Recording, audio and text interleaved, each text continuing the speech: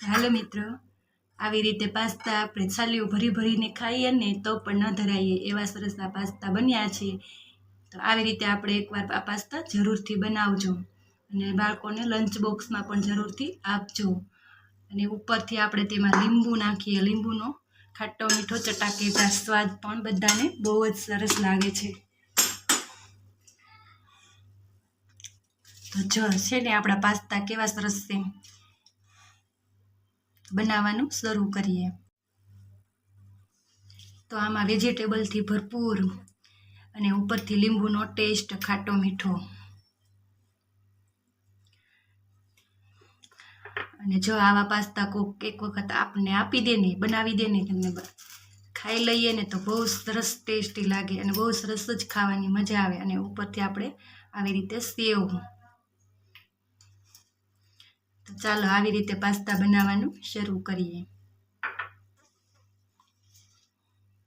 જોતાં જ મોંમાં પાણી આવી જાય ને એવા સરસ પાસ્તા છે. હાલો, તો આજે આપણે બધાને ભાવે ને, આમ તો બધાને, અને નાના નાના બાળકોને તો લંચ બોક્સમાં તો બહુ જ ભાવે છે. નાસ્તામાં જ્યારે ભૂખ લાગે ત્યારે આપણે જ્યારે પૂછીએ કે તમારે શું ખાવું છે, ત્યારે એક જ જવાબ આપે, પાસ્તા કે મેગી.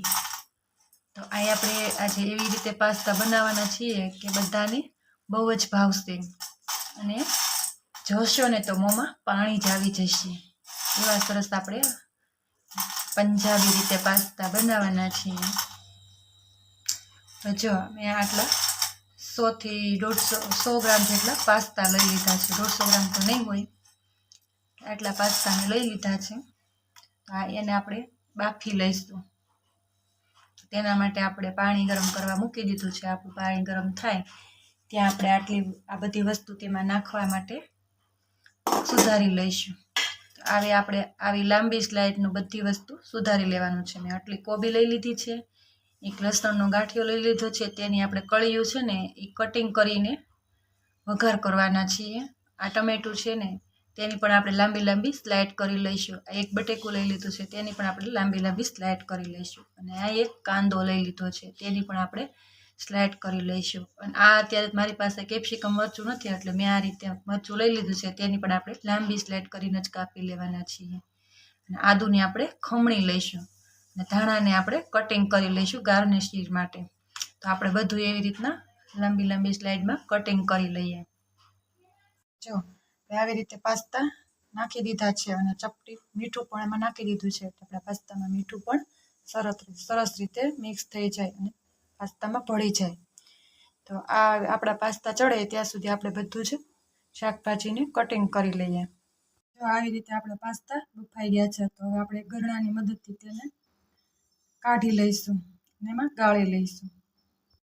તો જો આ રીતે આપણું બધું જ શાકભાજી કટિંગ કરી લીધું, સુધારી લીધું છે આવી રીતના લાંબી લાંબી સ્લાઇડમાં. તો હવે આપણે તેનો વઘાર કરીશું. ગરમ કરવા મૂકી દીધું છે, તો આપણે તેમાં પહેલાં 2 પાવડા જેટલું તેલ નાખી દઈશું. ગેસની ફ્લેમ મીડિયમ રાખીશું.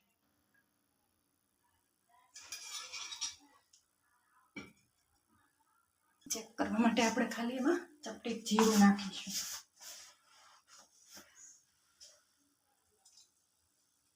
તો આપણું તેલ આવી ગયું છે.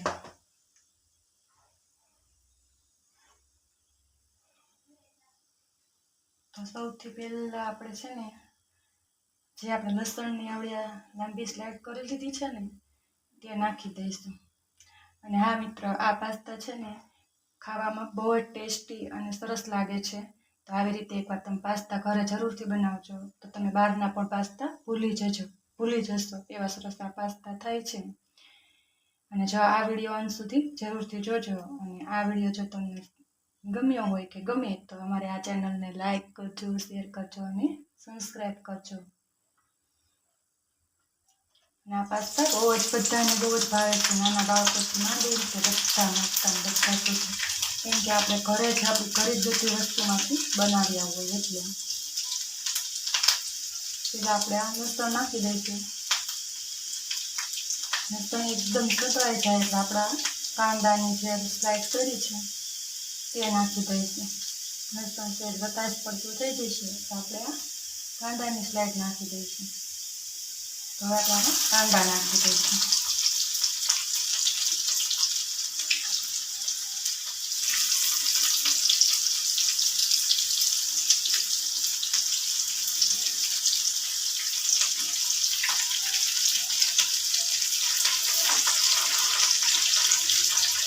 આ વિડીયો જો તમે અંત સુધી જરૂર જોશો ને તો જ તમને આવી રીતે પાસ્તા બનાવતા સરસ રીતે આવડશે. કેમ કે આવી રીતના પાસ્તા બધાને બહુ જ ભાવે છે અને બહુ જ ટેસ્ટી થાય છે. પછી આપણે જે મરચું કટિંગ કરેલું હતું ને લાંબી લાંબી સ્લાઇડમાં તે નાખી દઈશું. તમારી પાસે કેપ્સિકમ મરચું હોય ને તો કેપ્સિકમ મરચું જ નાખવાનું આવી રીતના સ્લાઇડ કરીને.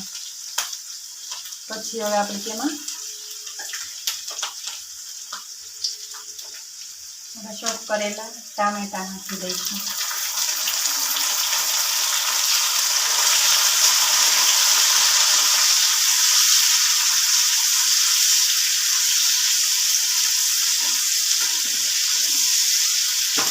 ટમેટું પણ ચડી ગયું છે તો આપણે તેમાં આવ્યા કોબીને આપણે સ્લાઇડ કરી હતી ને તે નાખી દઈશું. બાળકો આમ કોબી કે કાંઈ વસ્તુ ન ખાતા હોય કોઈ શાકભાજી તો આવી રીતે તો જરૂરથી ખાય છે. નાને લંચ બોક્સમાં આપણે બાળકોને આપીએ છીએ ને તો પણ બાળકોને બહુ જ ભાવે છે.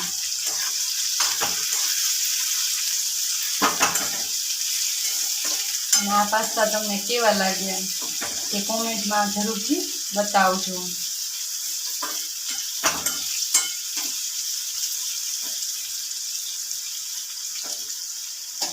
હવે આપણે જે આ બટેકાની સ્લાઇડ કરી લીધી હતી ને તે પણ નાખી દઈશું. અને જો તમારી પાસે ગાજર હોય ને જરૂરથી ગાજર પણ નાખો. ગાજરની પણ આવી રીતના સ્લાઇડ કરી લેવાની.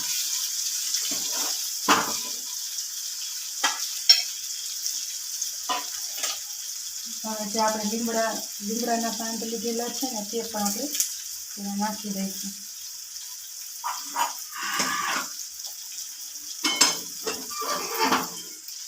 કેમ કે આપણા લીમડાના પાન હવે પણ રોસ્ટ સરસ રીતે મિક્સ થઈ જશે તો પણ સરસ એનો ટેસ્ટ આવશે. એકદમ સરસ રીતે ઉકળાઈ જશે. થઈ ગયા ને હવે આપણે બટેકા બધું થોડીક વાર માટે તેને ચડવા દઈશું. તેમાં આપણે થોડાક બેઝિક મસાલા કરીશું. એમાં આપણે ખાલી મીઠું જ નાખવાના છીએ. મેં 1 ચપટી જેટલું જ મીઠું નાખ્યું છે. તમારે તમારા ટેસ્ટ પ્રમાણે વધુ કે ઓછું નાખવાનું. લીંબુ પણ લઈ લીધું છે તે આપણે છેલ્લે થોડુંક અમથું નાખીશું ટેસ્ટ માટે. ખાટો મીઠો ટેસ્ટ આવે ને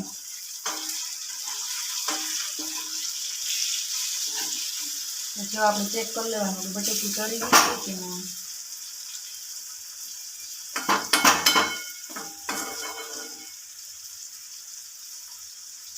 જે આપણું બટેકું થોડુંક એવું કાચું છે તો આપણે તેને થોડીક વાર માટે રોસ્ટ થવા દઈશું. જેથી કરીને આપણું બધું શાકભાજી એકદમ રોસ્ટ થઈ જાય. તેના માટે આપણે થોડીક વાર માટે ડીશ ઢાંકી દઈશું.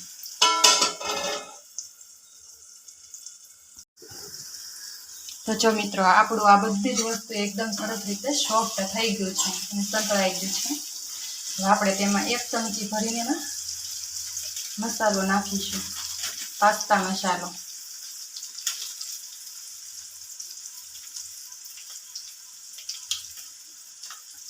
તમારે તમારા ટેસ્ટ પ્રમાણે નાખવાનો વધુ ઓછું જે નાખવો હોય તે રીતે. આની સુગંધ તો એટલી સરસ આવી રહી છે કે એમ જ થાય કે ખાવા જ માંડીએ. એક તો વરસાદ આવે છે અને આવી રીતના પાસ્તા બનતા હોય એટલે ખાવાની તો મજા જ આવી જાય.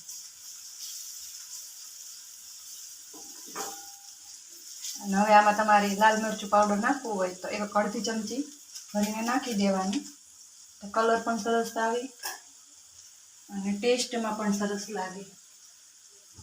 તીખું તમારે ન ખાવું હોય તો કાશ્મીરી લાલ મરચું પાવડર નાખવાનું.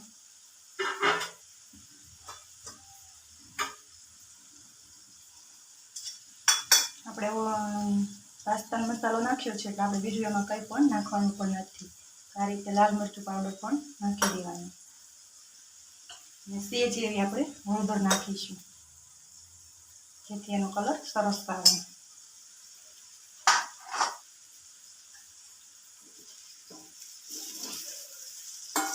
હજી આપણે તેમાં એક તો એવી વસ્તુ નાખવાના છીએ કે આપણા પાસ્તામાં ચાંદ લાગી જાય. આપણા પાસ્તા એટલા સરસ ટેસ્ટી બને.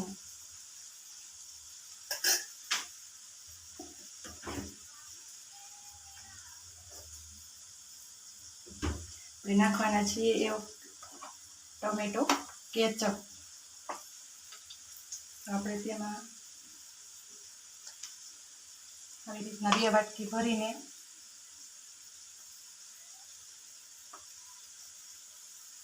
ટમેટો સોસ નાખવાના, સોસ નાખવાના છીએ. ટમેટો સોસ નાખવાથી પાસ્તા બહુ જ ટેસ્ટી લાગે છે.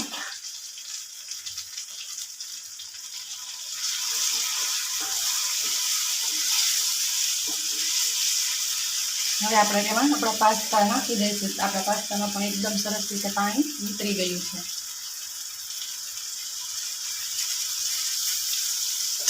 આપણે ગેસની ફ્લેમ પણ બંધ કરી દઈશું. બધું બરોબર રીતે મિક્સ કરી લઈશું.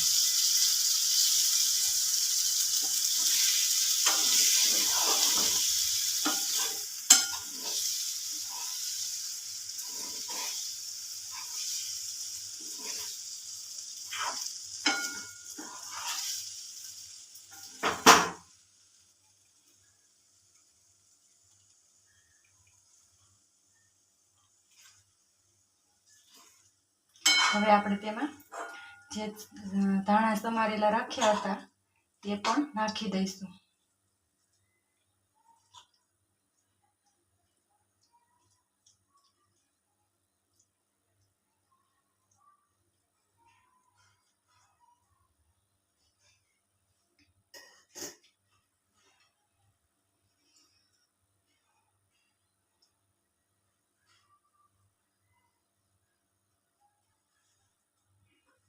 ને સેજ આમ રીતના મિક્સ કરી લઈશું.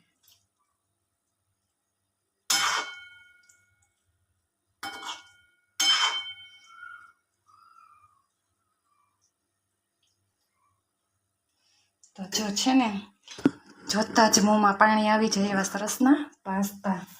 તો આપણા પાસ્તા બનીને તૈયાર છે. તો આવી રીતે તમારે એકવાર પાસ્તા જરૂરથી બનાવજો, બધાને ખવડાવજો અને બાળકોને જરૂરથી લંચ બોક્સમાં એક વખત આવી રીતના પાસ્તા બનાવજો. બાળકોને બહુ જ ભાવશે. અને સ્કૂલે જતા હોય ને મોટા બાળકો પણ, તેને પણ બહુ જ આ રીતે પાસ્તા ભાવશે.